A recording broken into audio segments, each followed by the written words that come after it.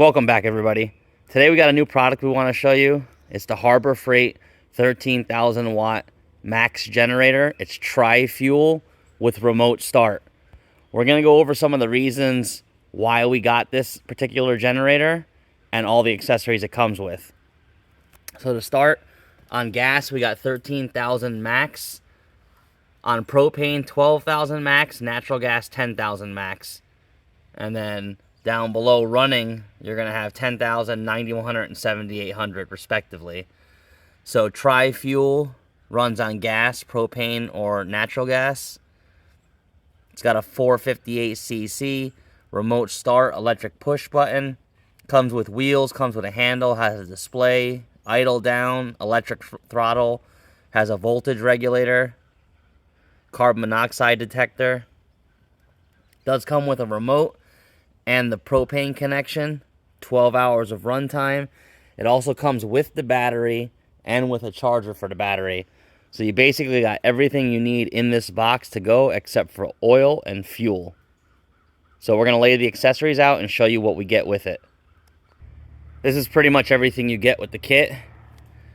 It has your propane feed line with a dual stage regulator. That is very nice to have because single stage regulators will give you a problem when the gas gets low or the temperature gets low. So good job on Harbor Freight with that one. You get your key fob remote. It does include batteries. Your charger that plugs directly into the generator, so you do not have to disconnect the battery. That's good. They also include 2 high altitude kits in case you're at different elevations to make it run good. You got a quick reference start guide here, which is laminated. It's pretty nice. A thick user's manual, and then again another sheet, quick start guide and all that. Give you all the tools you need to put it together and service it. Spark plug wrench, small wrenches for the nuts and everything. Basically, it's just a complete kit inside of this box. So we'll get the box open and we'll show you the generator. Okay, here's the unit. Standard open frame type design. It's really not that big at all compared to older generators. We got an older 8,500 watt generator and it's about the same size as this. So, you know, decent, small, relatively small package for the power that it's putting out. Spark arrestor right there on the exhaust, so that's good. Again, it comes with the battery installed. Has the auto start feature. Down here is your gas connection for propane or natural gas. It's a collar type quick disconnect, which is good.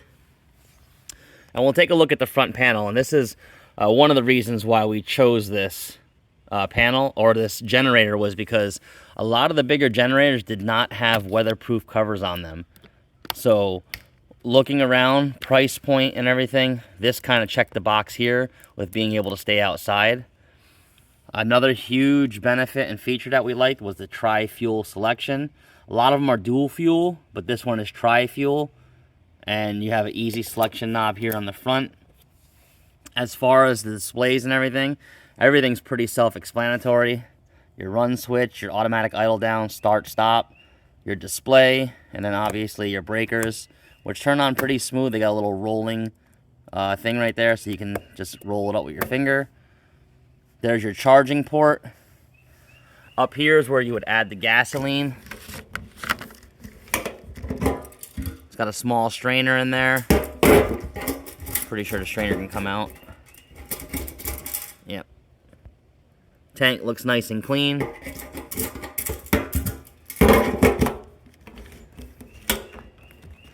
You can use up to 10% ethanol blend. You know, it says 87 octane. Honestly, if you can get non-ethanol 91, it's probably the best thing to run in these generators. You've got a fuel gauge here, which is good. It'll tell you your fuel amount, and 5 feet around any side of the generator.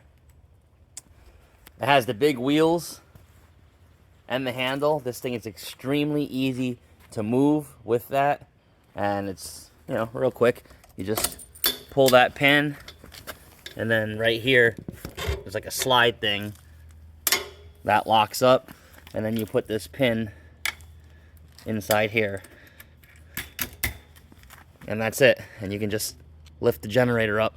Now it's one-handed. It's pretty easy. The The handles are soft. They got nice cushions here. They got good grips right here. So overall, just a good design. Now, again, the main reasons here were the weatherproof plugs, the tri-fuel, and the auto start. Those are the top 3 reasons that we bought this generator. And it is 13,000 watts max, 10,000 running. So, you know, it's going to replace our old generator, which is about 6,250 running. We're going to start it up, get it hooked up to the propane here. We're not going to run any gas. There's a 30-hour break-in period. So what we're going to do is we're going to hook the propane up. We're going to start it up, let you listen to it, show you how loud it is. And then we're just going to come back after about an hour or 2 of running, recheck it, let it cool down, and then we'll put some loads on it and check the hertz and everything. But we're using a small barbecue 20-pound propane tank. This one's probably about halfway full, and we'll hook it up, start it up, and see how it sounds. The propane tank is hooked up. All we're gonna do is come over here and select propane. We're gonna turn this on to run. And let's go ahead and try and start it. A double start from this. Now you may have air in the line, so you'll have to start it probably twice. Propane's got to get in there into the regulator and everything, so this is the first time it's starting up.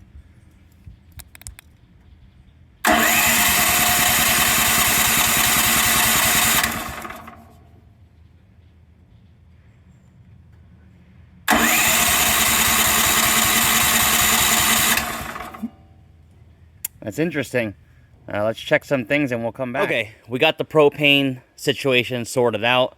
They recommend a 40-pound propane tank. Obviously, we're using a 20-pound one. Then we got another 20-pound one that was a little bit more filled than this 20-pound one. And it still gave some trouble. What I think was going on was just from being shipped from overseas, sitting in the crate, there's just a ton of air in this regulator line going all the way through into the actual propane natural gas regulator. So it will take several times of turning this thing over to get it started. And then when it did start, it ran like crap for the first about a minute, minute and a half. And then it picked back up. So now we'll actually go into the actual starting procedure. So we're going to turn that on. You could push this button twice, or you can be lazy like I'm going to be and just click the remote. It should fire up. And there it is, fired up. You want to let it run for about a minute like this before you switch this breaker on. So we'll come back. Hopefully you can hear me. Generator's loud when we're right up on top of it. But we're going to flip the breaker on, and then we should get a display. That's the voltage, 243. I'm not sure what that is. We'll have to check. That's the frequency, 61 hertz. We will check that with a meter. That's the runtime overall. And I believe that's the current runtime. All right, so it's just outside this uninsulated shop door.